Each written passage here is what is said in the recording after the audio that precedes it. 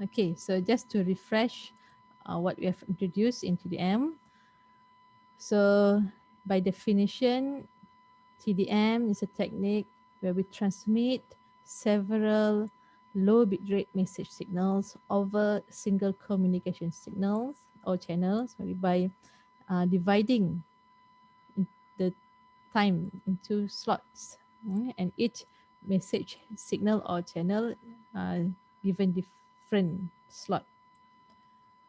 So the combination of these different channels also done in a definite sequence, time sequence. 1, 2, 3, 4, and then you start again 1, 2, 3, 4, regardless whether they have information or not. So it's known as synchronous time division multiplexing, where the sequence is fixed. And several low bitrate signals are multiplexed or combined to form one high bitrate signal to be transmitted over high frequency medium. So they all use one similar frequency, it's just the timing is different. Okay, types of TDM can have whether it's PAM or PCM, like I said, number of bits within time slot, and frequency or sampling rate of message signal, synchronous or asynchronous. So in this second point, basically it's on the frequency of our information signal. If it's synchronous, same sampling rate for all signals, meaning that the signals, they all have the same frequency. Asynchronous, where we have the signals that we want to sample, they have a mix of frequencies. Okay, and for asynchronous case, the higher frequency signals will be given more time slots. Okay, so let's look at the commutator concept.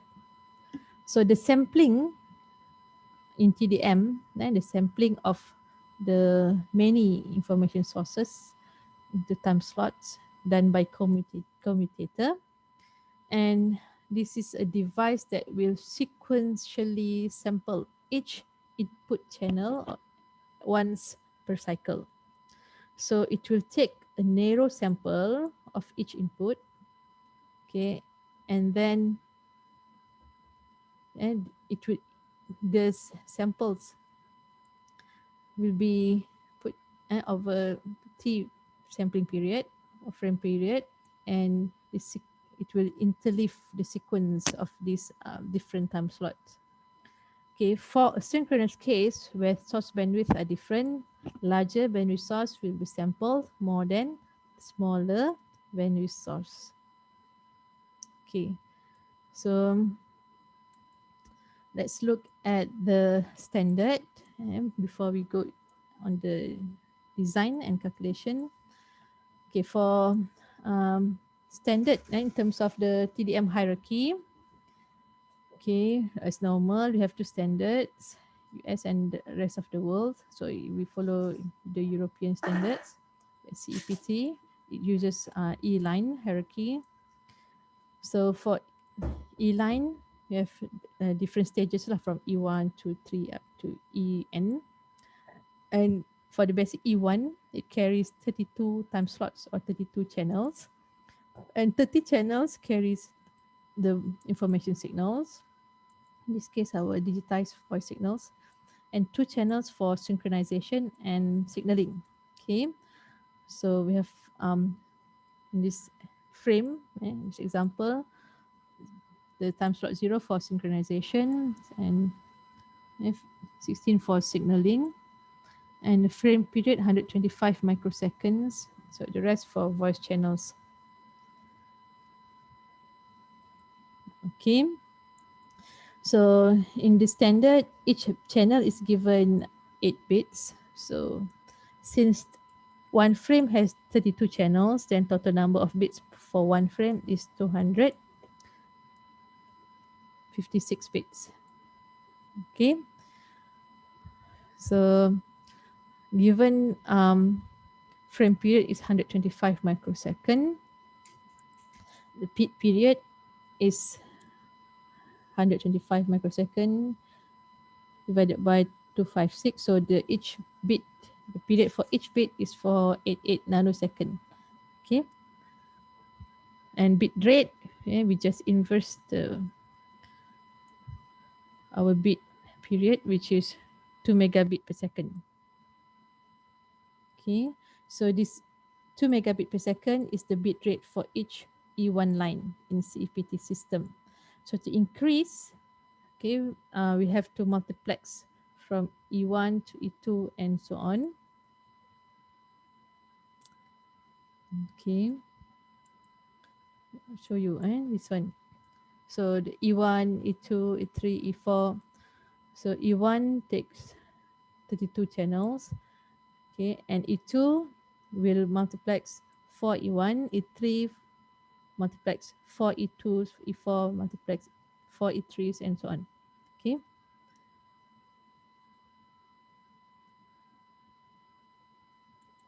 So if we look at the some more details on the frame arrangement, so the frame is transmitted in a group of multi-frame that has 16 frames. Okay, and every second 500 multi-frames are sent. Okay,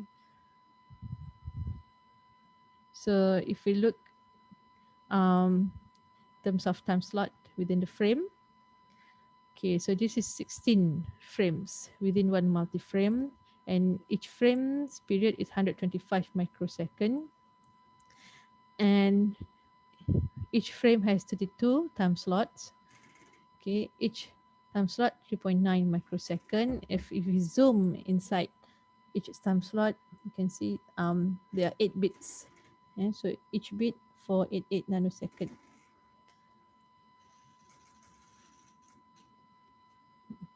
Okay. Okay, so let's do just simple example. Okay, there are simple examples for TDM. First, two low pass signals of equal bandwidth are sampled and time division using PAM. The TDM signal is passed through a low pass filter and then transmitted over a link with a bandwidth of 10 kilohertz. What's the maximum bit rate for each channel? And what's the maximum frequency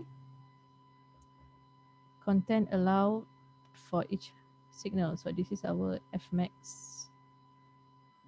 Okay, so this is the maximum bit rate for each channel, FB.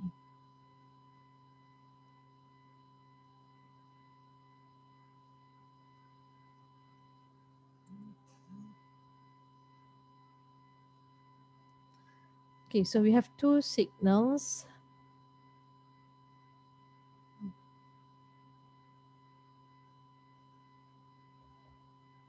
Okay, VM1 and VM2. So, and then carry over our link. So this link, the bandwidth is equal to 10 kilohertz.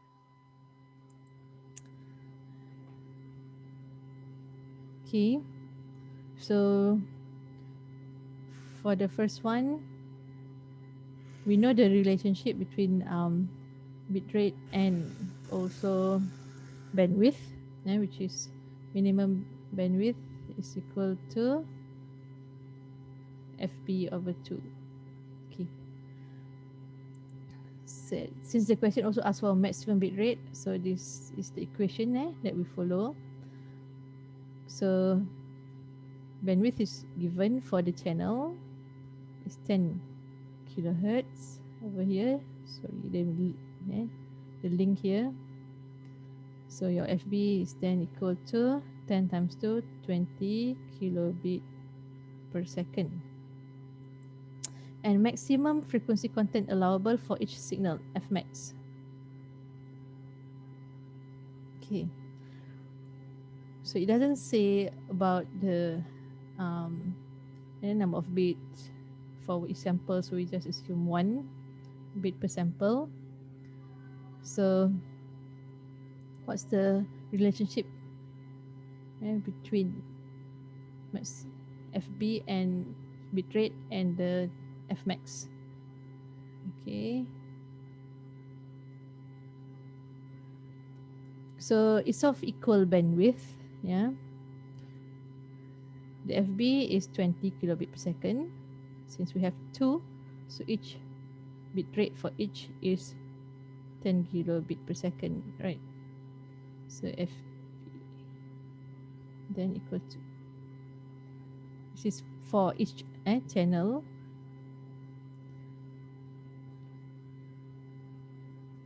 So assume 2 FM, F or FS,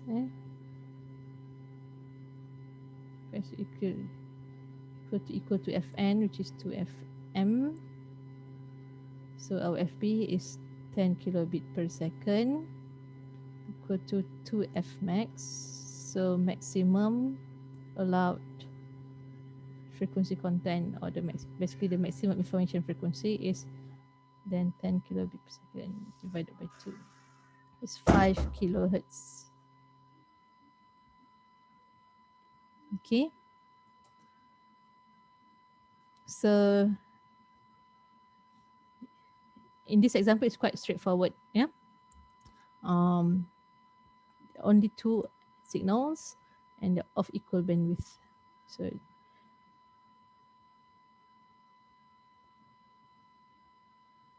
okay,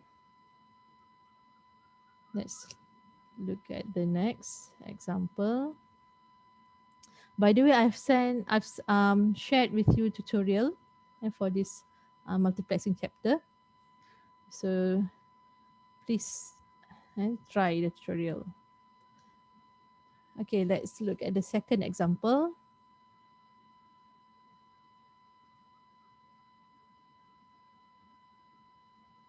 Doctor, can see the example again. Which example? Jason? For question 1.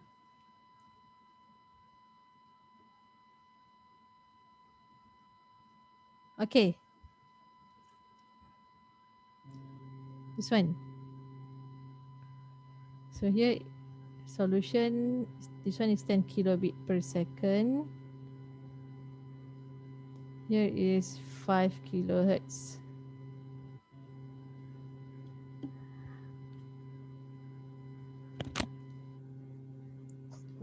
Doctor, for the first one, not 20 kilobit per second.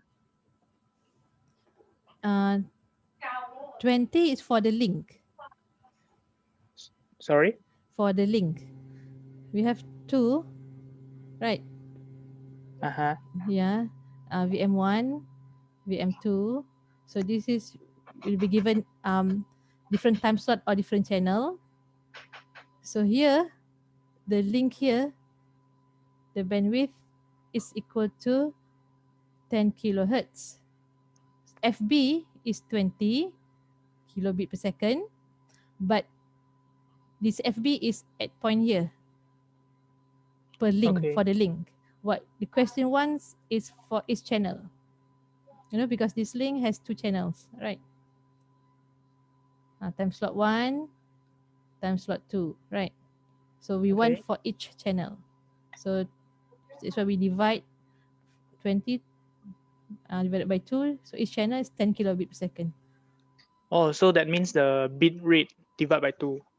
Yes. Oh, because we have two channels or two time slots. Question here asks for each channel. If questions ask for link, then it's 20 kilobit per second.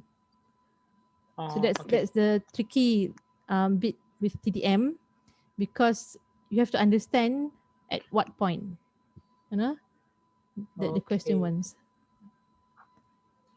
Okay, thank you, Doctor. Okay, no problem. Any more?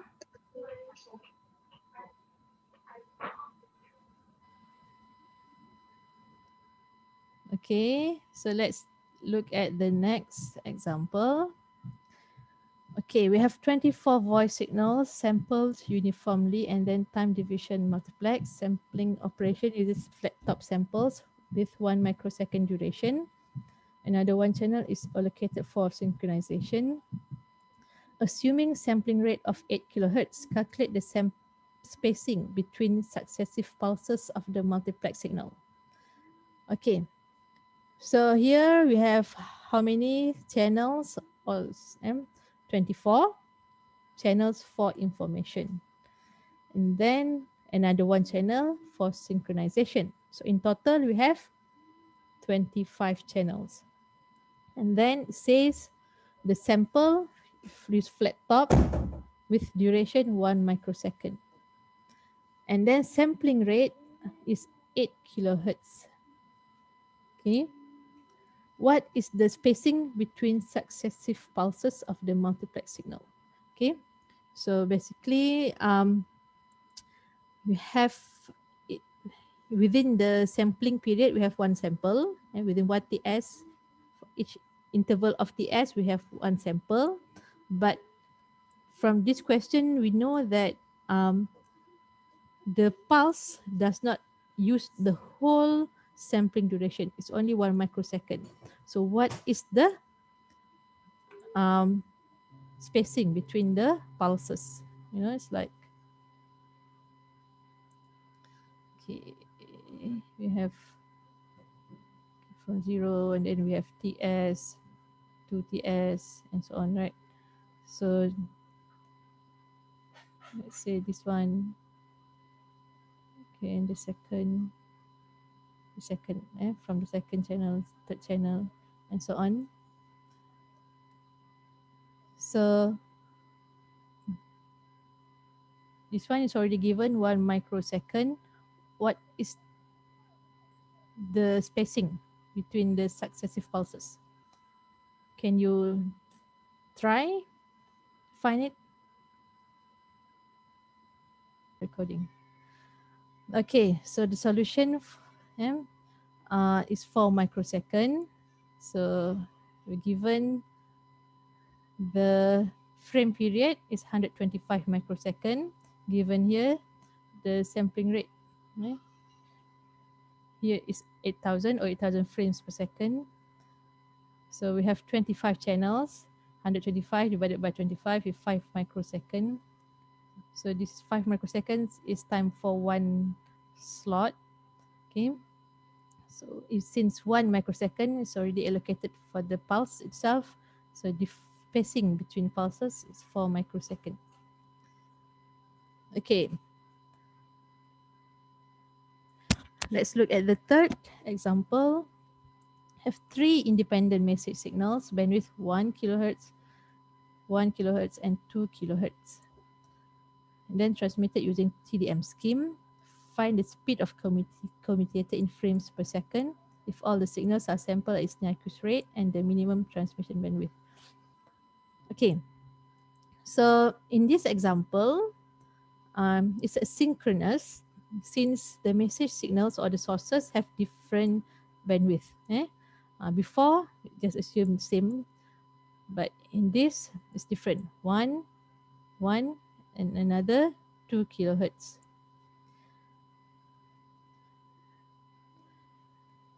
Okay, so what is the speed of our commutator?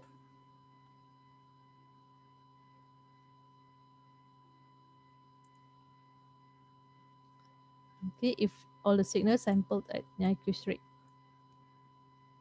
So anybody?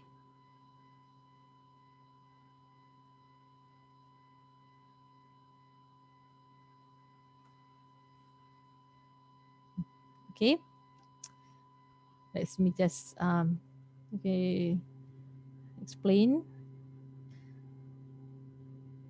Okay, we have VM1, VM2, and VM3. Okay, VM1 1 kilohertz, VM2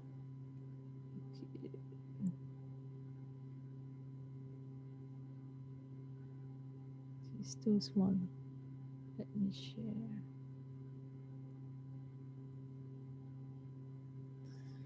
Okay, so we have VM1 1 kilohertz, right?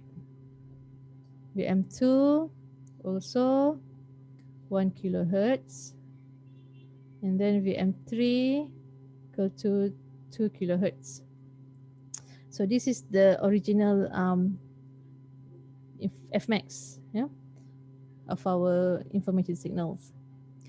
So these signals will be sampled, okay, because they are analog signals. We samples first, of course, we samples and then we um, convert to PCM bits. Okay, so it's next says in the question, sample at Nyquist frequency. So for the first one, Fs is 2 FM, then it's 2 kilohertz. This one also 2 kilohertz, and this one is 4 kilohertz. Okay, so all this will be sent to commutator.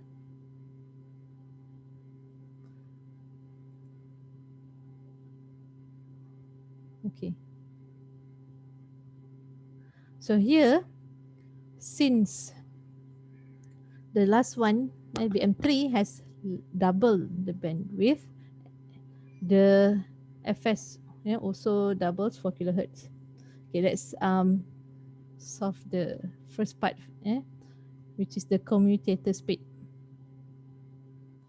Okay, the commutator speed is equal to, the speed follows the lowest sampling frequency. Here is 2000. So commutator speed is also 2000. Sorry, extra 2000. But the unit is in frames per second. Yeah. Hmm.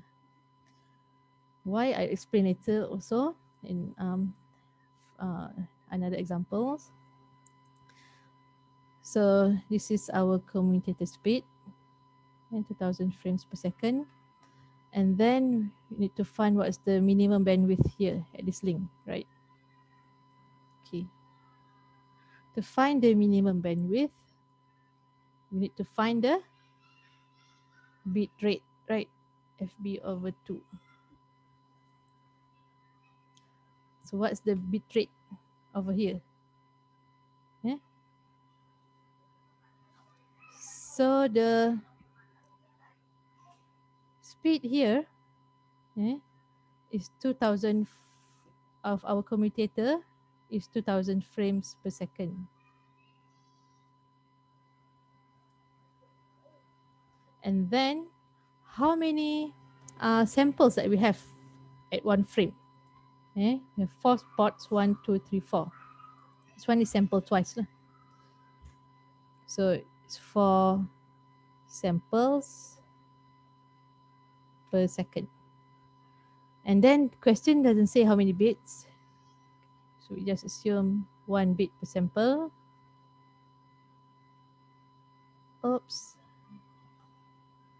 Okay.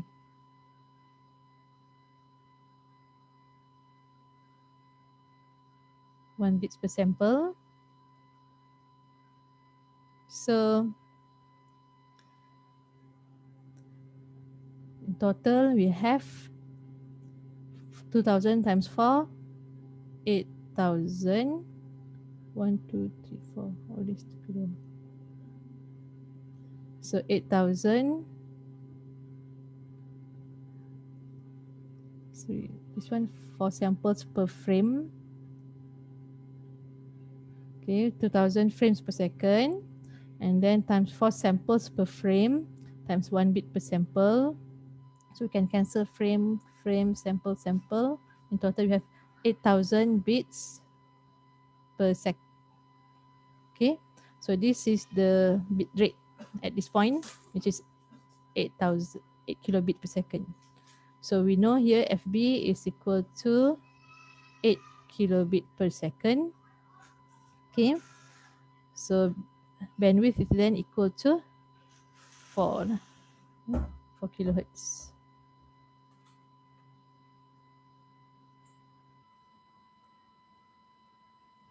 Okay, so this is the steps for this example. We have 3 information signals and 1 with larger double bandwidth than the two others.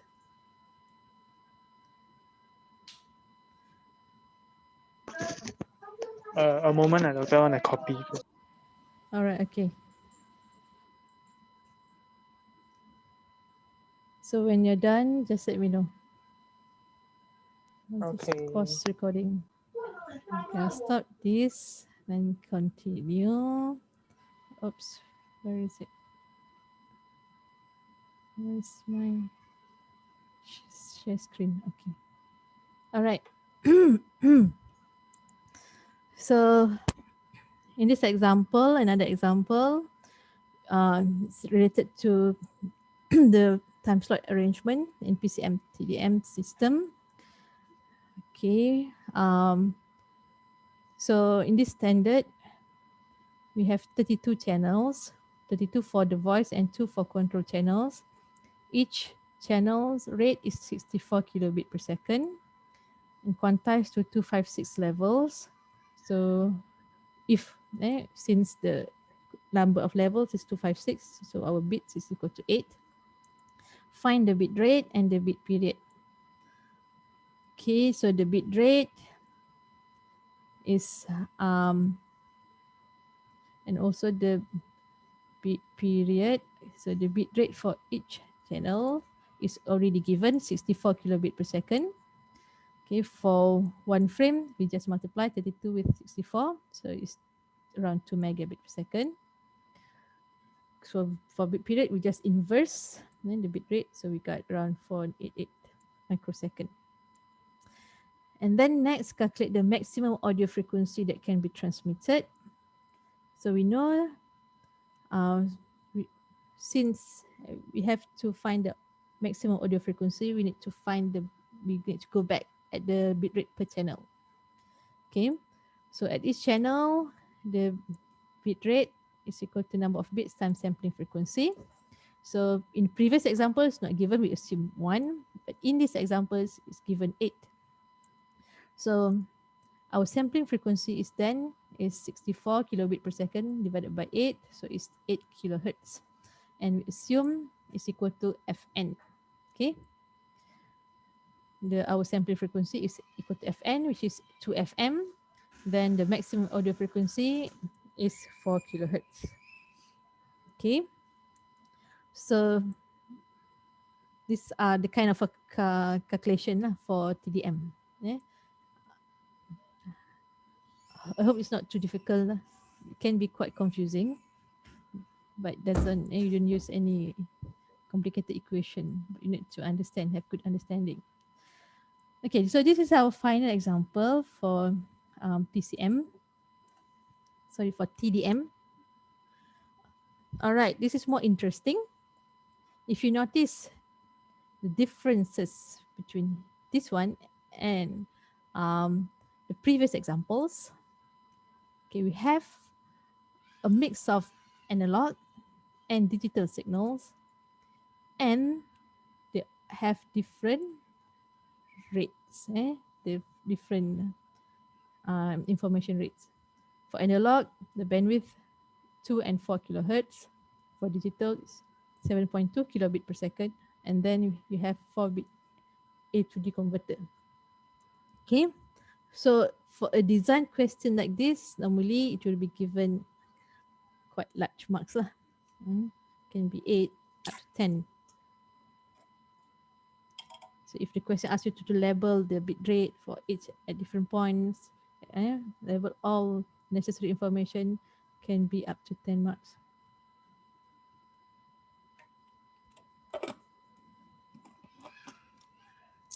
Okay.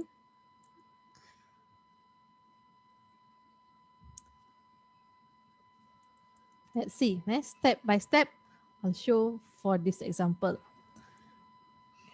And in tutorial, please try yourself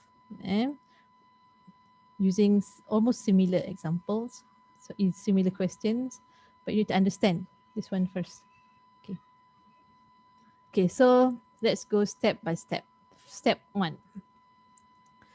Look at the first stage, which is the analog signals. These analog signals, they will be sampled using the first commutator. Okay, so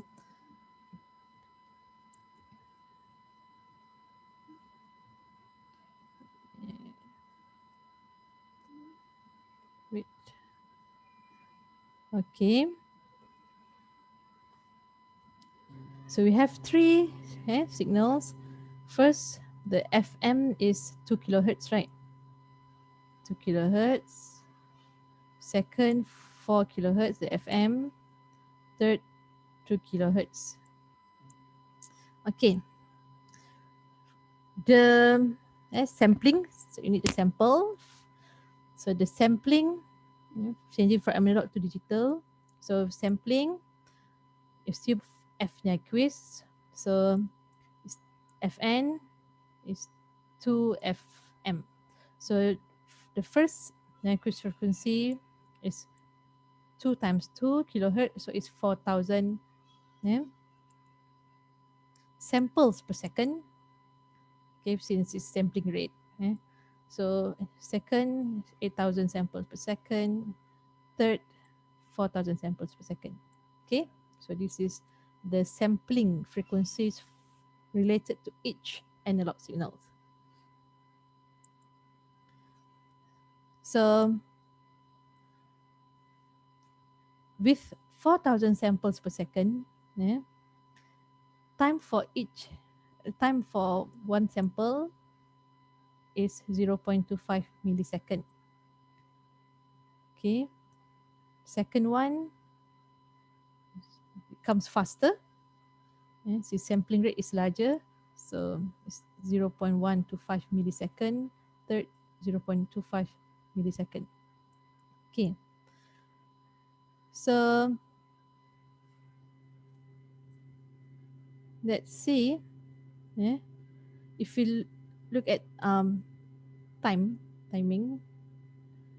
Okay, between 0, this is 0.25 millisecond. Mm, the first channel sample. Okay, let's see. This is for VM1. Sample for VM1. Second, let's see, this one, VM2. Third has two. Within 0.25, it has two samples. And it samples twice. So maybe like say first like this, and second like this, VM3. Okay. So this is the original timing.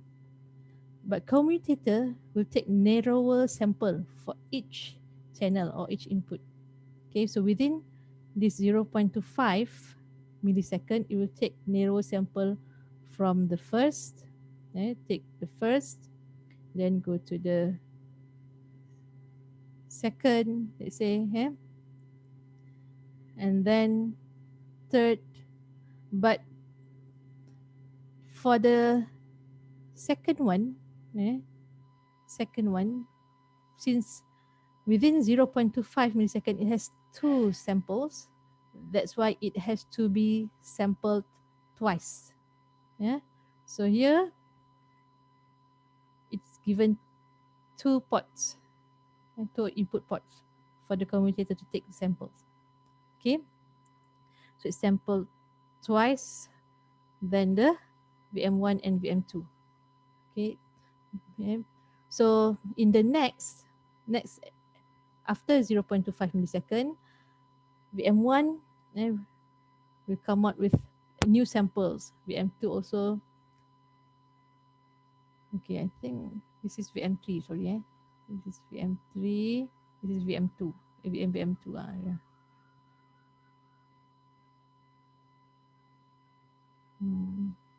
So VM2. So VM3. This is VM2. VM2 is 4 kilohertz. So it has two samples within 0.25 millisecond. Okay. So after 0.25, And after we finish with this first frame, for the next frame, also the same process is repeated. Eh? One sample for VM1, VM3, and two for VM, two samples for VM2. So that's why we have two time slots for the second information signal. Okay, so in this example, two.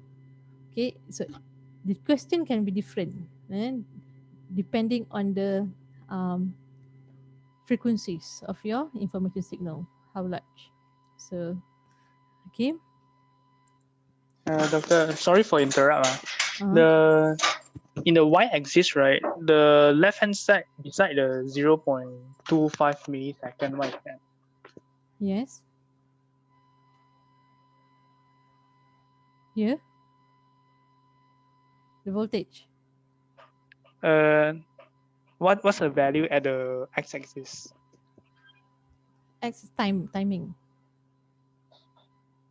How Time. about the first value? Like after zero, in between the 0 and the 0.25. Oh, this is 0.125. Oh, 0. 0.125. Oh, okay, okay. Okay. I just want to show here that VM2 has two samples, input from two different samples. That's why we have Mm. to sample. Commutator will need two input ports for Oh, VM2. okay, Okay. okay. So this is ports. One thing that you need to be careful when you have different bandwidth is the number of ports. Number of ports for larger signals.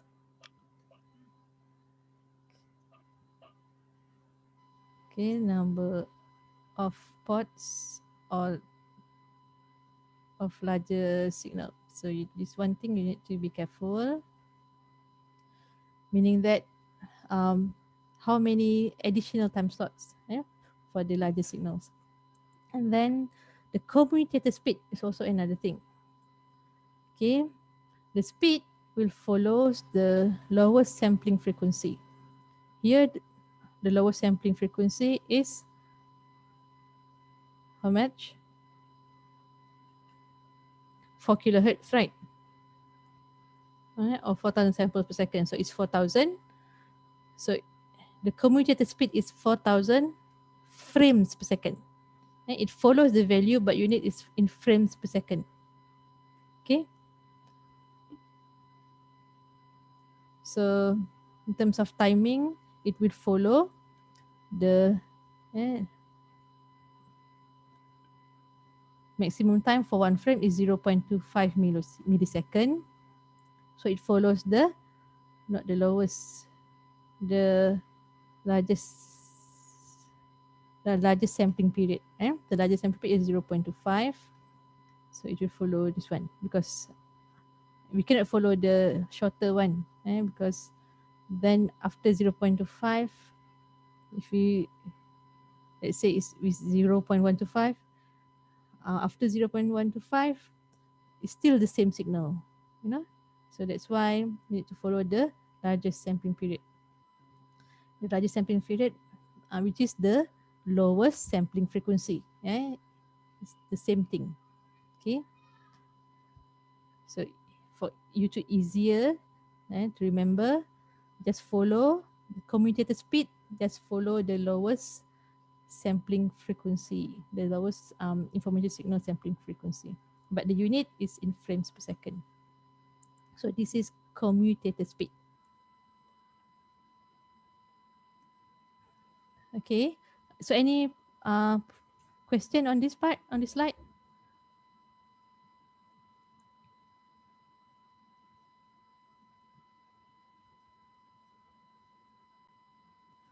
Okay, so I'll continue. This all right. So speed follows the lowest Nyquist frequency, which is 4 kilohertz, but the unit, as I said, is in frames per second. Okay. So this is the speed. What is the output of the commutator here? Okay. So output before ADC is in samples per second. Okay, this one is in samples per second, the output of our commutator or the input to our ADC. Because we want to convert each sample to 4 bits. Each sample given 4 bits. So of course here is in samples per second. So to get samples per second at the output of our commutator, 4,000 frames per second times 4 samples per frame. We have 1, 2, 3, 4 or 4 channels, 4 samples per frame. So we got 16K samples per second. And each sample is given 4 bits. Okay, so the output of our ADC here at this link, what's the bit rate? So here, so it's for 16K samples per sec times 4 bit per sample. So we got 16 times 4, 64 kilo bits per second. So that's the bit rate at the output of our ADC here. So output here, we got 64 kilobit per second. And then we need a second commutator. This is the first stage. Second stage, second commutator to sample the output here from analog signals and also the digital signals. Okay. So our digital signal, each user or each channel has 7.2 kilobit per second. Okay. So signal information from 4 to 11 is 7.2 kilobit per second. Okay, so we have here from analog is 64. Then from digital here we have 7.2. And here we have our second commutator. Second commutator. So the sampling rate we choose between this is the lowest, but the thing is it has to be multiples or a factor of the larger rate. So we do pulse stuffing, becomes 8 kilobit per second. So here is 8 kilohertz, the sampling rate for the second commutator. Okay, so let's look at the next part. Okay, so this is your answer. So the first commutator will deal with the analog signals, and here we have the digitalized analog signals, and then we combine with the digital signals. We do pulse stuffing, it becomes 8 kilobit per second. So here, so we choose, so it becomes, and the commutator speed the same as here, the lower rate, and 64 divided by 8, we have additional 8 input ports. So 1, 2, 3, 4, 5, 6, 7, 8. Additional 8 input ports. 8 and 8, 64 for the high rates. So what's the bit rate over here? Okay. So 1, 2, 3, 4, 5, 6, 7, 8. We have 8, and then plus 8, we have 16 ports, right? 16 times 8 kilobit per second. Okay. So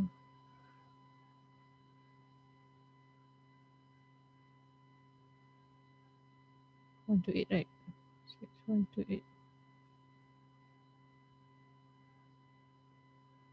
So this is the bit rate at the output of our second commutator.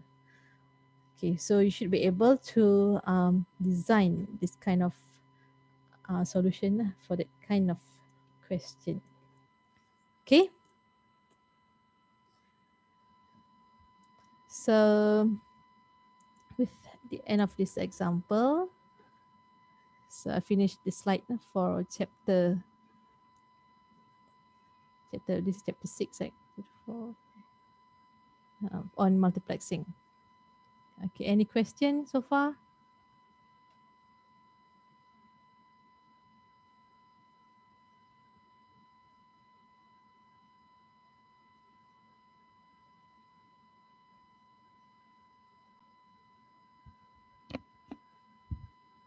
So if you understand everything fully, can have quiz next week.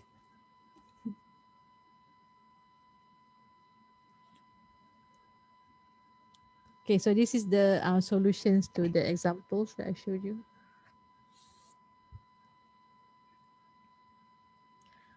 Okay, let's look at this exam question from very like 10 years ago when you final exam.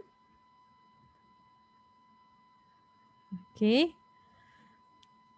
so this is quite simple question. All right.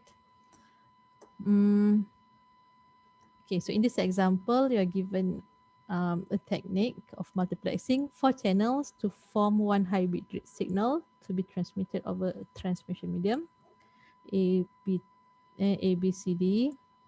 So we have 4 input ports to our commutator. So from the first look, you know that it's TDM lah, time division multiplexing.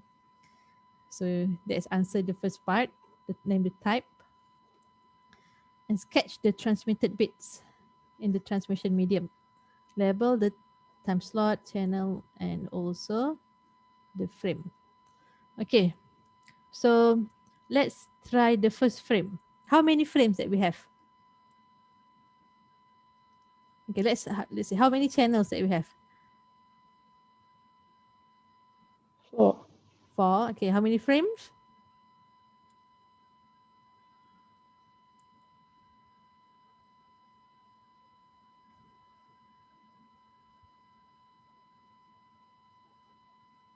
Okay, frames. Okay, frames is based on the cycles of the commutator. If you imagine first cycle, it will take the first time slot from A, B, C, D. And then finish, it goes to the next. Again, A, B, C, D, and then next. So in total, how many frames?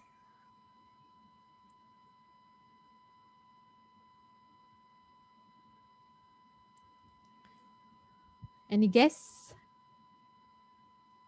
Number of frames?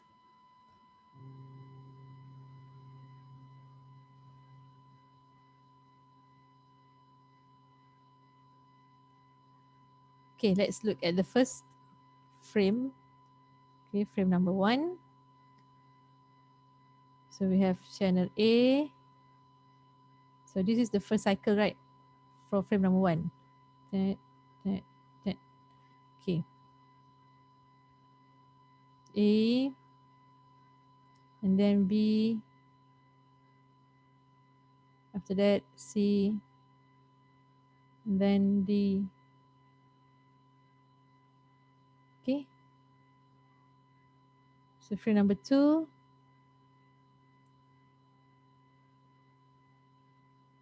this one. So you have to sketch lah.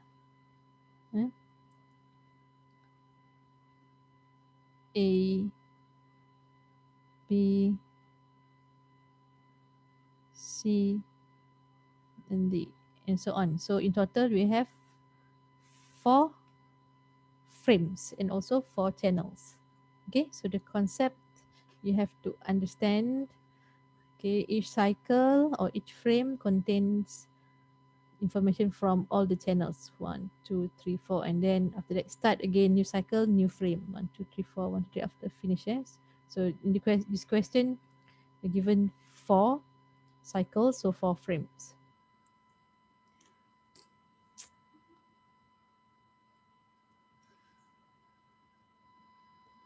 Okay. All right. So that's it on multiplexing. So basically, we have finished the lecture for today. But before we finish, I just want to introduce just a little bit a concept multiple access. This is not in our syllabus, but it's quite popular lah. This one, so just to relate multiple access with multiplexing. So multiple access. Maybe you have heard of TDMA, FDMA, WDMA, the access. It's similar time division multiple access. So difference is in the layer that it works. Okay. Multiplexing is at the physical layer. We deal with transmission level components such as multiplexer, demultiplexer, commutator. Data link is the protocol, protocol to control. So basically, this control protocol is to avoid collisions. Okay, for example, um, if let's say multiplexing, one user is given one user, maybe your computer, you're given one time slot. But with multiple access, inside your laptop, you have different ports for different services. Maybe you have ports for your IoT or sensor device, have ports for another communication applications. So how do you control you know which ports that is given access to the bandwidth? Okay, so it deals with the protocol and algorithms for the multiple access. So it works at different layer. The one that we learn multiplexing is at the here physical. Multiple access is over here. It's a data link. It uses um, detailed information inside the frame. Frame traffic control, acknowledgement, etc. Okay, it's related to the second. So this one you learn in datacom subject. So this is the OSI layer and within communication. So basically for principles of communication, we touch more on the physical parts. Okay. Okay. So any question